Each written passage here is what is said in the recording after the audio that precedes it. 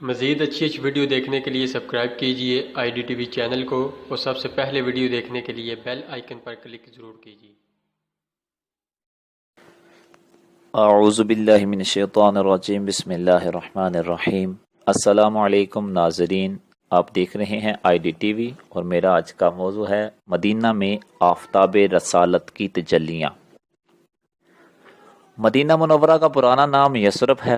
جب حضور علیہ الصلوۃ والسلام نے اس شہر میں سکونت فرمائی تو اس کا نام مدینۃ النبی یعنی نبی کا شہر پڑ گیا۔ پھر یہ نام مختصر ہو کر مدینہ مشہور ہو گیا۔ تاریخی خاصیت سے یہ بہت پرانا شہر ہے۔ حضور صلی اللہ تعالی علیہ وسلم نے جب اعلان نبوت فرمایا تو اس شہر میں عرب کے دو قبیلے اوس اور خزرج اور کچھ یہودی آباد تھے۔ اوس و خزرج کفار مکہ کی طرف بت پرست اور یہودی اہل کتاب تھے۔ اوس و خزرج پہلے تو بڑے اتفاق و اتحاد کے ساتھ مل جل کر رہتے تھے، مگر پھر عربوں کی فطرت کے مطابق ان دونوں قبیلوں میں لڑائیاں شروع ہو گئیں، یہاں تک کہ آخری لڑائی جو تاریخ عرب میں جنگ بعاث کے نام سے مشہور ہے، اس قدر ہولناک اور خون ریز ہوئی کہ اس لڑائی میں اوس و خزرج کے تقریباً تمام نامور بہادر لڑ بڑھ کر کٹ مرے اور یہ دونوں قبیلے بے حد کمزور ہو گئے۔ یہودی اگرچہ تعداد میں بہت کم تھے، مگر چونکہ وہ تعلیم یافتہ تھے، اس لیے اوس و خزرج ہمیشہ یہودیوں کی علمی برتری سے مرعوب اور ان کے زیر اثر رہتے تھے۔ اسلام قبول کرنے کے بعد رسول رحمت صلی اللہ تعالی علیہ وسلم کی مقدس تعلیم و تربیت کی بدولت اوس و خزرج کے تمام پرانے اختلافات ختم ہو گئے، اور یہ دونوں قبیلے شیر و شکر کی طرح مل جل کر رہنے لگے۔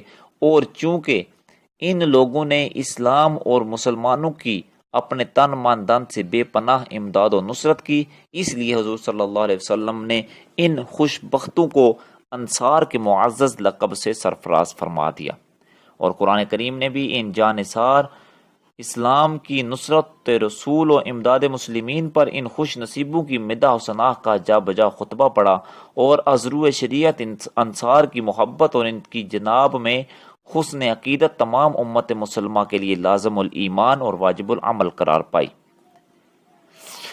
انصار گو بت پرست تھے، مگر یہودیوں کے میل جول سے اتنا جانتے تھے کہ نبی آخر الزمان کا ظہور ہونے والا ہے، اور مدینہ کے یہودی اکثر انصار کے دونوں قبیلوں اوس اور خزرج کو دھمکیاں بھی دیا کرتے تھے کہ نبی آخر الزمان کے ظہور کے وقت ہم ان کے لشکر میں شامل ہو کر تم بت پرستوں کو دنیا سے نیست و نابود کر ڈالیں گے۔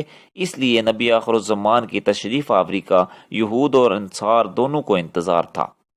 11 نبوی میں حضور صلی اللہ تعالی علیہ وسلم معمول کے مطابق حج میں آنے والے قبائل کو دعوت اسلام دینے کے لیے منا کے میدان میں تشریف لے گئے، اور قرآن مجید کی آیتیں سنا سنا کر لوگوں کے سامنے اسلام پیش کرنے لگے۔ حضور صلی اللہ تعالی علیہ وسلم منا میں عقبہ یعنی گاٹی کے پاس، جہاں آج مسجد العقبہ ہے، تشریف فرما تھے کہ قبیلہ خزرج کے 6 آدمی آپ کے پاس آ گئے۔ آپ صلی اللہ علیہ وسلم نے ان لوگوں سے ان کا نام و نسب پوچھا، پھر قرآن کی چند آیتیں سنا کر ان لوگوں کو اسلام کی دعوت دی، جس سے یہ لوگ بے حد متاثر ہو گئے، اور ایک دوسرے کا منہ دیکھ کر واپسی میں یہ کہنے لگے کہ یہودی جس نبی آخر الزمان کی خوشخبری دیتے رہے ہیں، یقیناً وہ نبی یہی ہیں، لہٰذا کہیں ایسا نہ ہو کہ یہودی ہم سے پہلے اسلام کی دعوت قبول کر لیں۔ یہ کہہ کر سب ایک ساتھ مسلمان ہو گئے، اور مدینہ جا کر اپنے اہل خاندان اور رشتہ داروں کو بھی اسلام کی دعوت دی۔ ان 6 خوش نصیبوں کے نام یہ ہیں: حضرت عقبہ بن عامر بن نابی، حضرت ابو امامہ اسعد بن زراح، حضرت عوف بن حارث، حضرت رافع بن مالک، حضرت قطبہ بن عامر بن حدیدہ، حضرت جابر بن عبداللہ بن ریاب رضی اللہ تعالی عنہم اجمعین۔ اللہ رب العزت جل جلالہ ہمیں حق گوئی کی توفیق عطا فرمائے۔ وآخر دعوانا الحمدللہ رب العالمین۔